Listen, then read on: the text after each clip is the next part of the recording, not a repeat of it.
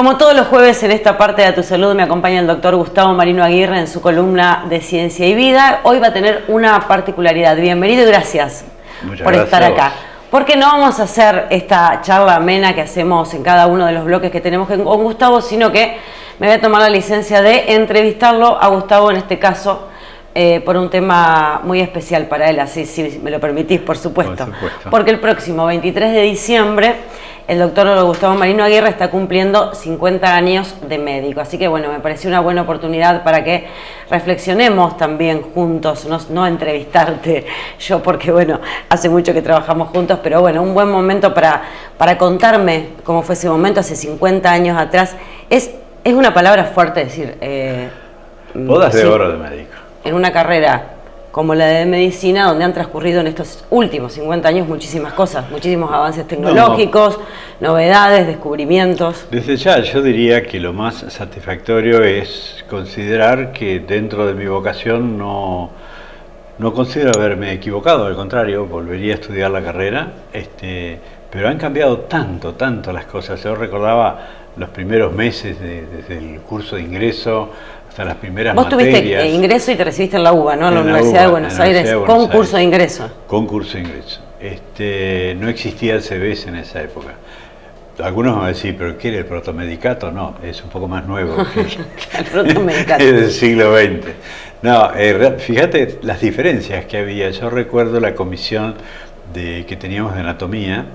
Éramos 12 alumnos. De esos 12 alumnos que participaban de la docencia de un ayudante que enseñaba la parte de anatomía sobre el cadáver, que era una de las prácticas. Tengo una foto en la cual de los 12 éramos 10 varones y 2 mujeres. Hoy la situación es absolutamente inversa. Es decir, hay 10 mujeres por 2 varones que estudian medicina. No sé si es mejor o peor, pero es totalmente diferente de cómo se cursaba la carrera en aquella época, que era la década del 60. Yo tuve la suerte de estudiar muy buena parte de mi carrera dentro de la Universidad de Buenos Aires, en la Facultad de Medicina, con el gobierno de Arturo, donde había una gran libertad universitaria, había una amplitud, a pesar de que yo por ahí... Me escandalizaba o se escandaliza por ahí la gente, por ejemplo, se inscribían para dar las primeras materias de la carrera anatomía e histología. Y yo recuerdo qué cantidad de inscriptos que había para dar examen en histología en el año que yo empecé la carrera, que fue en el año 59, 60. Había 2.200 inscriptos para dar la materia. Entonces uno se sorprende, pero dice, ¿cómo la facultad tenía 5.000 inscriptos? Esta cosa viene de hace muchos años, sí. Porque no es... sin embargo, con el tiempo, por supuesto, había gente, pero más que nada por error en la vocación, que por una cuestión desde el punto de vista económico del estudio. Es decir, gente que por ahí se escandalizaba. Yo recuerdo haber tenido compañeros de colegio de acá de Pergamino que iniciaron la carrera conmigo y sin embargo no pudieron dar anatomía porque se impresionaban cuando iban a clase o tenían que hacer alguna práctica con un sapo que había que pincharle el lomo o tomar un ratón o ver estas cosas. No todo el mundo tiene el estómago para sobrevivir. Gustavo, ¿y por qué decidiste esta carrera y esta profesión? No sé, es una cuestión no sé, de vocación. Parece la palabra vocación sería la sensación de querer ayudar fundamentalmente a que se puedan resolver problemas que angustiaban. Yo tuve pocos años antes de empezar, estaba en el secundario, una tía que había fallecido de cáncer, había sufrido mucho, y un poco me quedó en la cabeza, tengo que ayudar para curar el cáncer. Es decir, una cosa propia de un adolescente que tiene un deseo del futuro, qué es lo que puede hacer y qué puede contribuir. De hecho, bueno, por supuesto, uno después eligió especialidad, pero bueno, uno, no sé, yo me recibí, tenía 25 años, y ahora más de 50, se imaginan. No vamos a decirle edad, la pueden sacar después, pero esto te preguntaba lo de la decisión, de la vocación, y lo quiero enganchar también con esto de estudiar en la universidad pública. Así es. Bueno, en esa época no había muchas opciones. Sí, bueno, pero también empezaba como facultad privada la del Salvador. Es cierto, pero era para ese momento, hace 50 años atrás, década del 60, dentro de un gobierno democrático, justamente, además como el de Arturo Illia, fortaleciendo las universidades públicas, dotándolas de más presupuesto para la investigación. Después eso se termina con el golpe, no es lo primero que hacen. No, aparte uno estudiaba los libros de texto que los libros de texto con que uno estudiaba eran los profesores titulares de mi facultad. Y esos libros de texto se estudiaron en otras facultades del país, cuyos autores eran titulares de la facultad en la cual yo estudiaba. Aparte tenía cierto bueno o mal privilegio de que cada vez que daba un final me tocaba con el titular. Bueno, lo que he tenido, uno de los recuerdos más importantes por lo que después me pasó en la vida, en el ejercicio profesional, fue haber dado examen con el doctor Parodi. Parodi fue el que descubrió el virus Junín. Era profesor de microbiología y parasitología. Y esos lujos, ¿no? Que bueno, tomó un examen de otro tema, que no era el virus Junín, aunque en ese momento ya se había empezado a hablar del tema. Pero bueno, me tocó conocerlo personalmente y haber dado examen con él, aprobado, con el doctor Parodi. Es decir, estas cosas que quedan a uno con el tiempo, más todos los colegas que después con los años uno ha tenido en un sistema de residencias que se hacían, que se llaman unidades hospitalarias, todavía están, pero que todavía no existían las residencias médicas al recibirse uno como médico. Hacía practicanato, hacía becario, recién empezaban a desarrollarse las residencias médicas a fines de la década del 60. Después que te recibís, comenzás a trabajar inmediatamente, ¿dónde? Bueno, no, hacer la especialidad, bueno, de terapia intensiva, siendo becario en el Hospital Italiano, en la sala de terapia intensiva del Hospital Italiano, haciendo mi concurrencia diaria y aprendizaje. Simultáneamente, como yo me había recibido en la parte docente del CEMIC, que ahora tiene su propia facultad, el Centro de Educación Médica e Investigaciones Clínicas de Buenos Aires, me otorgaron una beca para hacer una mini residencia en fiebre hemorrágica argentina por 4 meses en Pergamino. Yo parece que conocía Pergamino, así que me fui de cabeza con esa beca, vine a Pergamino, al Hospital San José, a trabajar 2 años seguidos, específicamente en fiebre hemorrágica. Y era en el momento más crítico además, ¿no? Y sí, porque fue... Así debutaste, digamos, en el trabajo, en el campo. Pero me entusiasmaba mucho porque era todo un terreno nuevo, una enfermedad nueva, en mi propio pueblo, es decir, me daba mucho entusiasmo venir y ejercerla, sobre todo aplicar conocimientos de terapia intensiva que en esa época ni siquiera existían las salas de terapia intensiva, por lo menos en Pergamino, para tratar fiebre hemorrágica. Eso surgió después en la década del 70.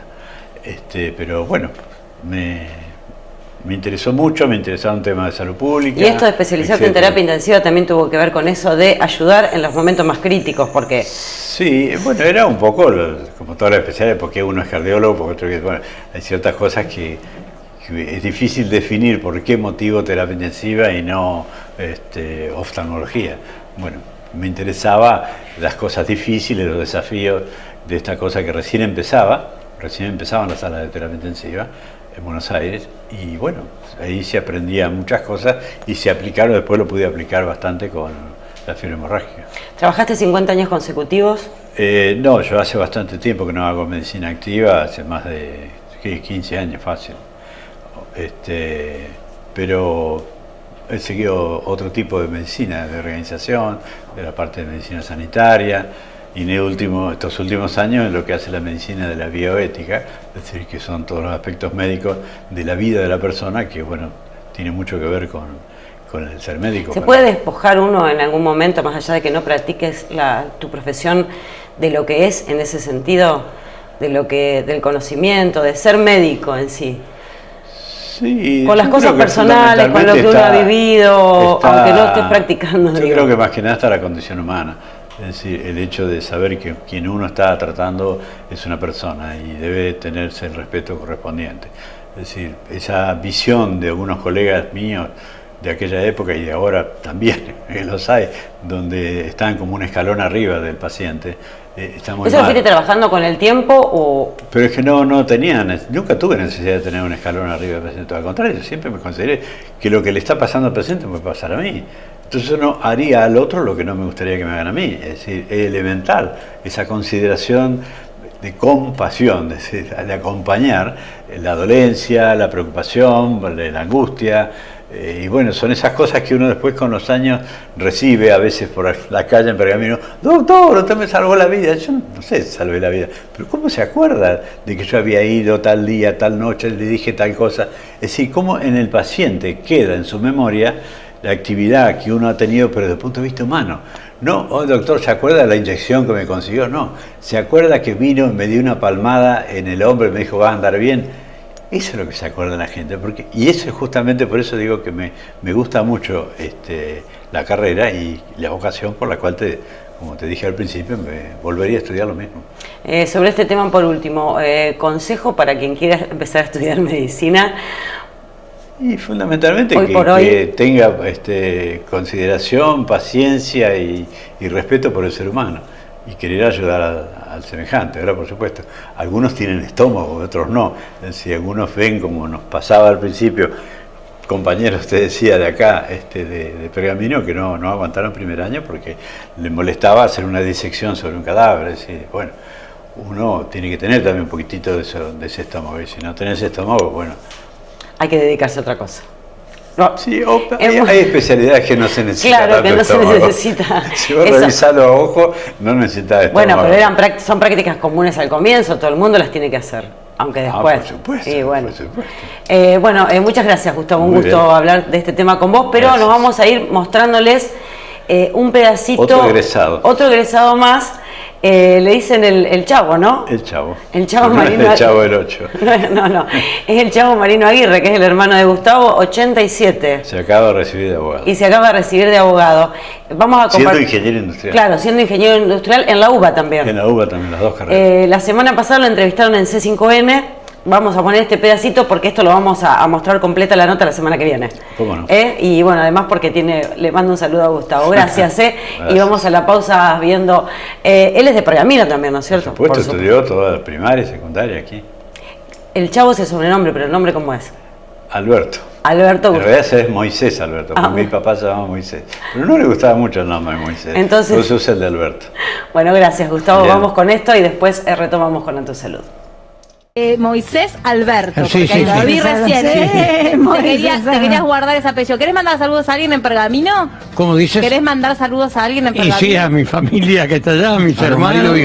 Mis hermanos, Gustavo, el nene, Sí. conocimos el chico porque tiene nada más que 75.